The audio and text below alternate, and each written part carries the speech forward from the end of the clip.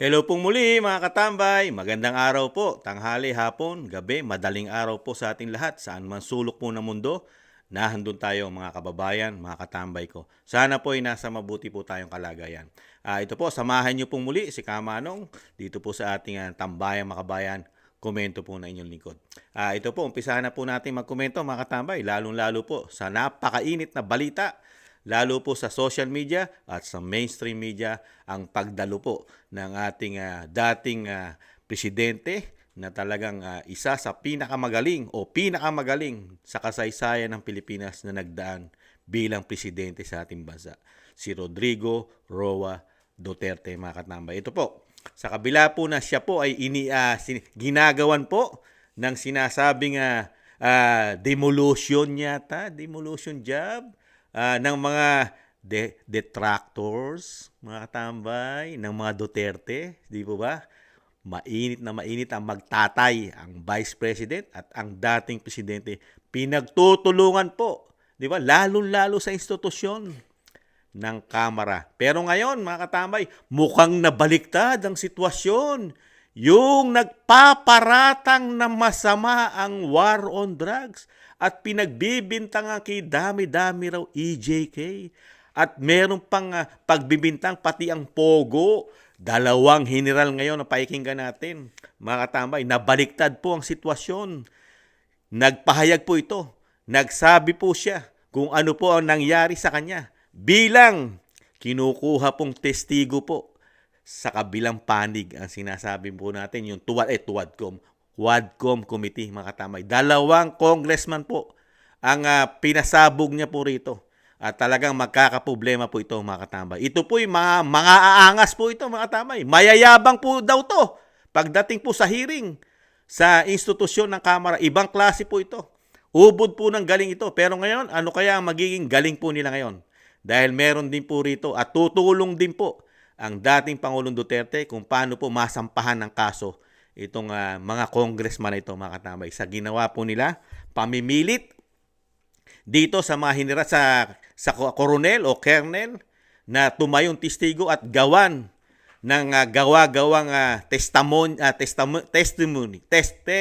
mga katambay. O sinasabing patotoo na sila ang sasabihin nila ay pawang katotohanan lamang, mga katambay. Pero ngayon, pakinggan po natin, mga katambay, kung paano po, boom! Ito na po. Colonel Grijaldo, isa ka sa mga pinapatawag doon sa hearing sa Quadcom. Yes, Your Honor. Well, pwede mong i-share kung anong gusto mong i-share dito sa committee na ito? Yes, Your Honor. Right. Mr. Chair, Your Honors, sa ating lahat, magandang hapon. Allow me to read my opening statement. Matapos ang House Quadcom hearing na umabot ng 14 hours, dumating ako sa bahay ng madaling araw ng October 23. Kasagsagan ng bagyong Christine. Hinihintay ako ng aking pamilya at nag-aalala at di nakatulog hanggang safety akong makauwi. Dala-dala ko ang masamang karanasan at hinanakit sa pangyayari, pero di ko agad nasabi sa aking asawa.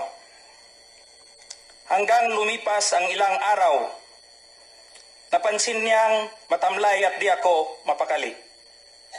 Di ko matiis na di ko sabihin sa kanya, kahit alam kong apektado siya at may nervyos ang pag-usapan ay tungkol sa trabaho ko. With great courage, I confided everything to her. Kahit ito ay malaking problema, and it will affect us, and it will change on our normal and simple life. My career for almost 30 years of service, our personal and family safety and security, and maybe I will be condemned or be ostracized. My wife hugged me and started to cry and asked me why. I told her patagal na tayong nagsusumikap and we have to be strong and survive together. Mauna na ang panahon nga magpakabanata means makialam. Lisod maging witness rata o maging innocent bystander. Maangol gyapon ta o maging casualty tayo. Gipasabot na ko sa iya. I have to explain to her. Kailangan naay mo barog sa kamatuoran. There must be someone to rise up to the occasion. I told her that I have the moral obligation and a call of duty to uphold as police officer. In the eyes of God and in the soul of man, I have to say this, even God was betrayed 3 times. But this time, I have to say this, I don't want to betray our beloved country, our fellow Filipinos, and to God Almighty. I don't want to discredit the men and women of the Philippine National Police, the institution where I belong. I don't want to destroy my beloved alma mater, the Philippine National Police Academy,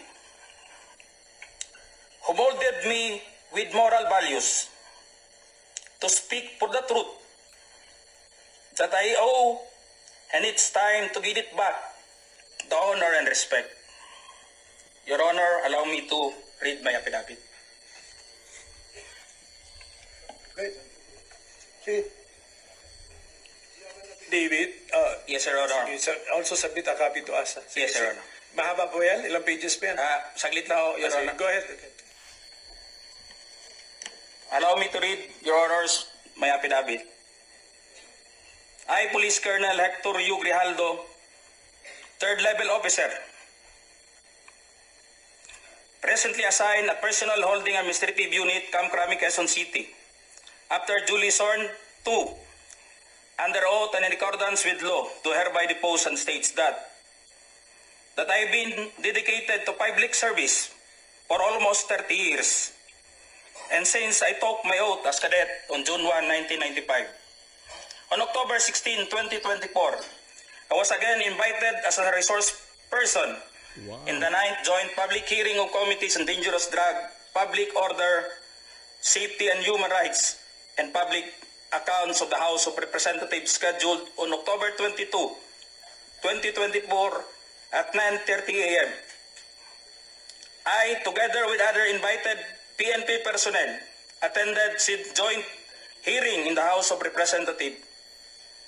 After I answered questions related to extrajudicial killings and the reward system, I was approached by a security personnel while I was seated in one of the witnesses during the hearing. The said person told me that I was summoned by Congressman Dan Fernandez. Wow. I went out of the room with the security personnel. When we were outside, he told me to go to the left corridor and proceed straight to the end room. While walking, I saw other witnesses who were standing in the corridor, including my classmate, Major Portalesa and Captain Anova, who was wearing a PNP uniform, and the latter acknowledged me by saluting. When I entered the room, I saw 2 lawyers of Police Colonel Garma Wow. standing inside the room. one of the lawyers approached me and then asked me what we are going to talk about. I said I do not know. After a while, Kong Dan Fernandez entered the room and he asked me to sit beside him on his right side. And then Kong Abante entered the room, sat far end of the chair on the right. One of the lawyers of Police Karma stood near at my back. Kong Dan Fernandez put the paper he was holding on the table and told me, Wow. ito ang sasabihin mong statement na ito. Wow! While pointing on the paragraph on the paper, Talaga? ito ang supplemental affidavit ni Colonel Garma. Talaga? Sabihin mo, alam mo ang reward system. Boom! I-confirm mo lang. Patay ka. Kong Dan told me to read the said affidavit. However, I asked the copy of affidavit he was showing to me to read it. He did not give it to me. The lawyer of Police Colonel Garma said, ikaw lang ang pwedeng magsabi niyan, sabi ni Colonel Garma. I was Wow! puzzled and I asked myself, why me? Why me? I respectfully told him that I cannot confirm. They are saying as I have not read the affidavit. We went silent for a while.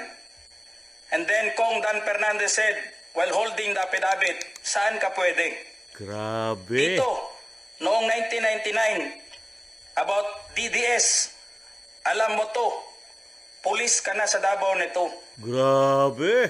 I politely told him that I was not still with the PNP because I was working with the Bureau of Jail Management and Penology in 1999 that time. After some time, Kong Abante asked me how many years do still I have with the PNP. I answered, I still have 4 years before my retirement. Then he made a remark, pwede ka pang maging general. Wow! I humbly responded to him, masaya na ako sa ranggo ko, sir. Pagkatapos nito, sir, uuwi na lang ako. At magtatanim na lang ako ng kamote sa amin.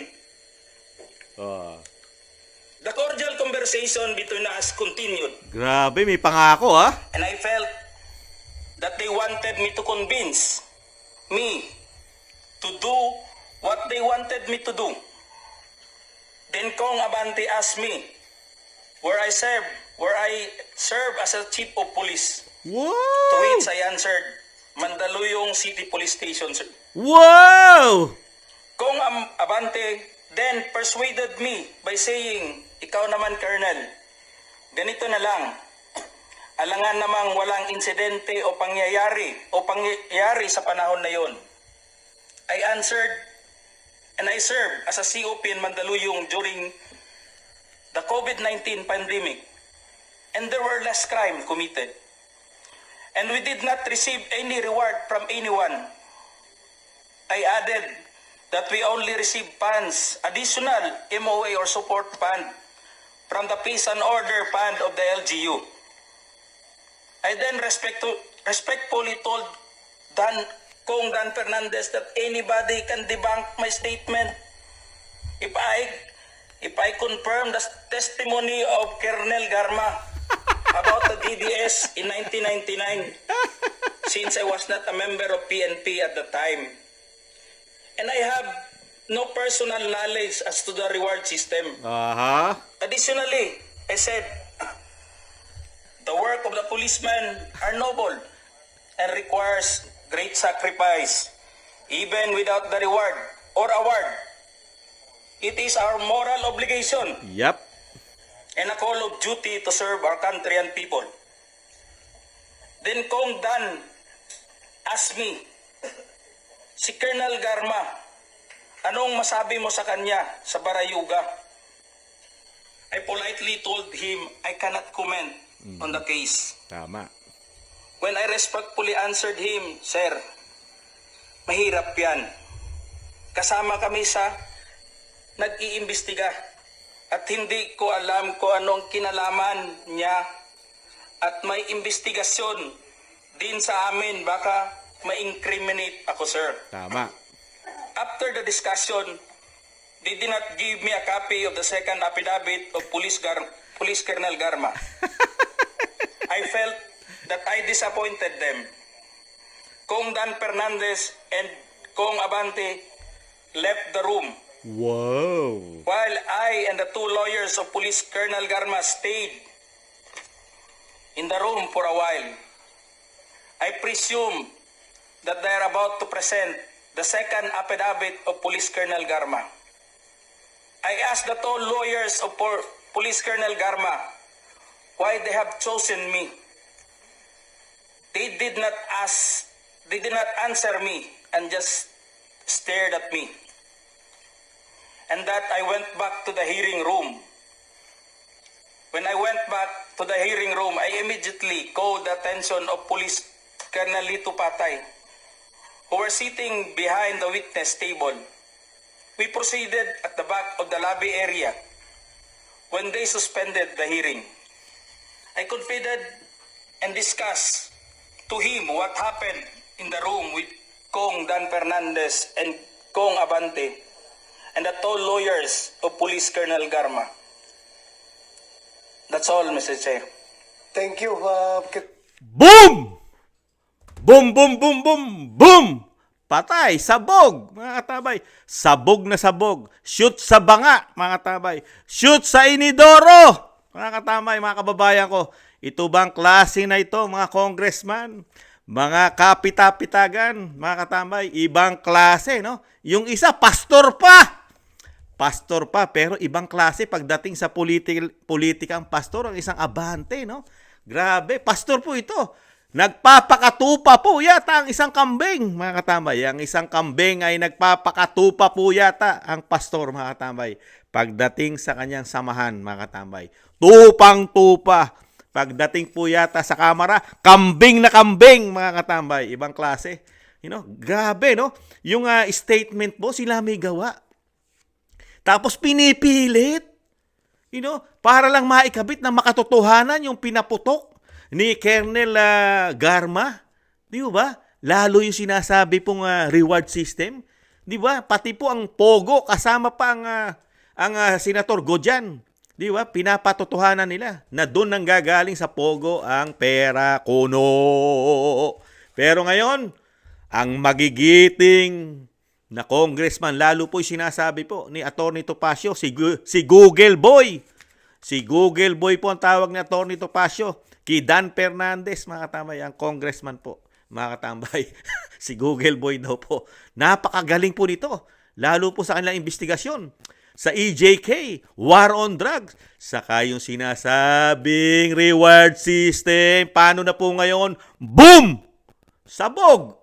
Ito po, statement, mga tambay. Pinipilit siya, para maging, witness, isang resources person po ng ginagawa nilang investigations, hearing ng TUWAD, TUWAD. Quad Committee, mga katambay. Ngayon, parang natutuwad po sila ngayon.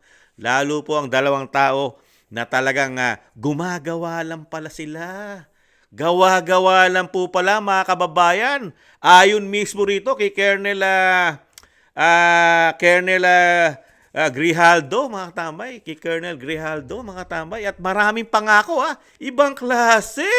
Pwede kang maging PNP chief o isang general o isang posisyon. Meron pang Mandaluyong, maging PNP chief ka ron. Ibang klase.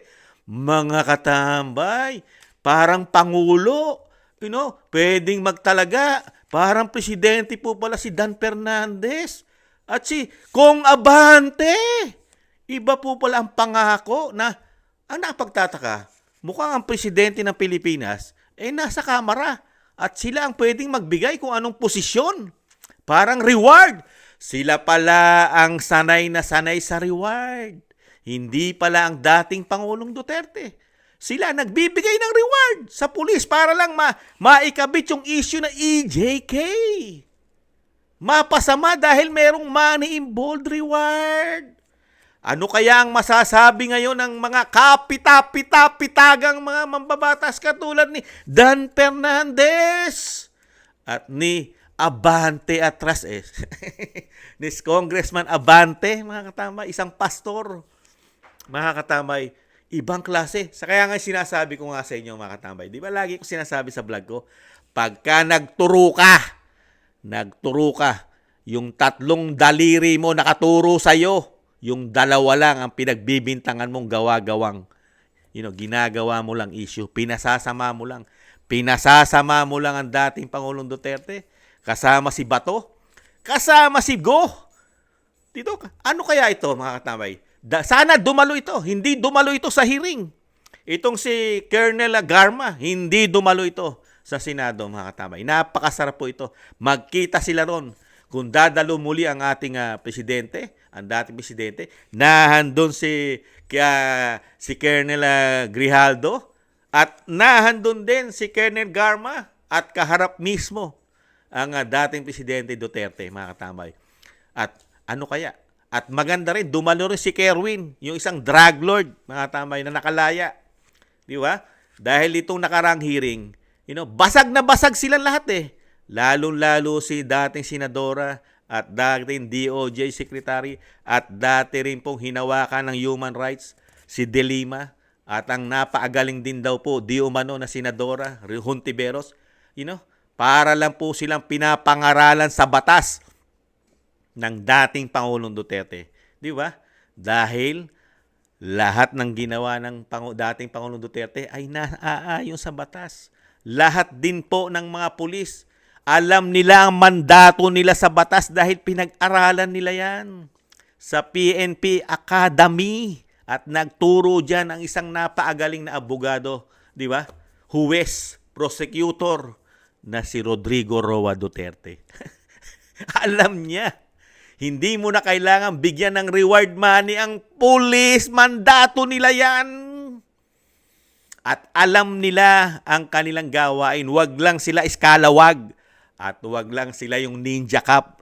Nagkakaproblema lang po ang pulis pagka nagiging iskalawag na sila at nagiging ninja cop. Dahil nga wala na sa kakokokoti nila yung mandato. Diba? Na pinag-aralan nila sa PNP Academy. Di mo ba? Di mo ba? Pero ngayon, ano po ngayon? Basag na at walang napatunayan sa Senado, lalo ang dilima, ang dating senadora at senadora Risa Hontiveros. Dahil, ano sinasabi ni dating Pangulong Duterte? Dagdag ko lang, kitagal-tagal nyo nang pinag-uusapan niya, yung gawa-gawang death squad, yung inyo sinasabing, Davao Death Squad, kayo ang may gawa niyan. Ano sabi ng Pangulong Duterte? Simple lang, shortcut natin. Mag-file kayo ng kaso, kirami-rami palang namatay, libo-libo, ni isa walang kaso. Di po ba? Walang file, puro nangangala palang ebidensya. For how many long years na? Ilang taon ng mayor ang dating presidente bago naging presidente. 1980s pa, naging vice mayor, naging mayor. At tumakbong presidente 2016 for how many years mayor? Ang sinasabing Davao Death Squad, mga tamay. Nasaan ang demanda? Hindi na siya presidente. Lumipas na ang 6 na taon. Wala na siyang immunity. Ngayon, magtatatlong taon na po ang Pangulong Marcos Jr. Wala pa ring demanda. Di ba? Ibig sabihin, pamumulitika, demolition job sa pamilya Duterte at ginagawa lang po nilang trial by publicity. Mga kababayan, ngayon, sila ngayon ang nalalagay sa hot seat. Silang lahat. Sinasabi ko, walang lihim na hindi nabubunyag, lalo kung ito'y masama. Di po ba? Ngayon, nabunyag na po ang kasamaan yata nila. Hindi pa dumarating ang 2025 halalan, eleksyon, patay na, patay kang bata ka. At tutulong po rito tutulong po ang dating Pangulong Duterte dito po sa ginawa nila. Yung ginawa nilang statement na inaalok pa nila. Bribery po yan. Pag-aalok po ng pwesto. Bribery, di ba? Inaalokan mo isang koronel para maging general. Lalagyan mo ng 1-star general sa kanyang balikat para lang mapapayag mo, para maging makatotohanan yung binunyag ng isang Colonel Garma. Boom! Di ba? Sabog! Ngayon, intayin natin kung paano mga tuwira na sinasabing Google Boy, na sinasabi na Tony Topacio, si Dan at Congressman Dan Fernandez at itong pastor, si Abante. Nakita nyo, meron sila mga abogado para maging makatotohanan yung statement. Yung statement na gawa nila at papipirmahan na nila ito, mga tambay. Itong kumbidado nila itong mga resources person nila, di ba? Yung resource person nila na kumbida katulad ng isang Colonel Grijaldo, di ba? Mga tambay, ibang klase si Dan Fernandez. Parang pinikula ang ginawa. Ginawang pinikula niya at siyang direktor kasama ang assistant director yata na si Representative Abante, hindi Atras, Abante, mga katambay. Ginawa po nilang pinikula. Ginawa yatang action movie, mga katambay. Gumagawa po. Nagdidirect, mga katambay. Dinidirect niya at pinasasama po ang dating Pangulong Duterte at silang bida! Kontrabida ang mga Duterte. Ganun po ba, mga katambay? Pero ngayon, ano po ang lumabas ngayon? Mukhang sila ang kontrabida. Maraming kontrabida po lumalabas ngayon. Pati po yata ang dalawang senador. Yung isang dating senador at dating DOJ secretary na naging talamak po ang droga nung panahon nila, mga katambay. At isa pong nagpapakaabogado rin po na Senadora Risa Hontiveros na pinangaralan lang at walang kakwenta-kwenta ang kanyang mga tanong na talagang ang gusto niya sagot, yung gusto niya lang pong malaman at gustong isagot sa kanya ng isang napagaling na abogado at napagaling na dating presidente. Pero ngayon, itong pinasabog, talagang statement niya po ito, mga katambay. Talagang tahasan niya po, sinabi na itong ginagawa po ng Tuwadcom, naging tuwad na po yata ngayon. Tuwad na, bagsak na, taob na ang bangka ng Quadcom, mga tambay.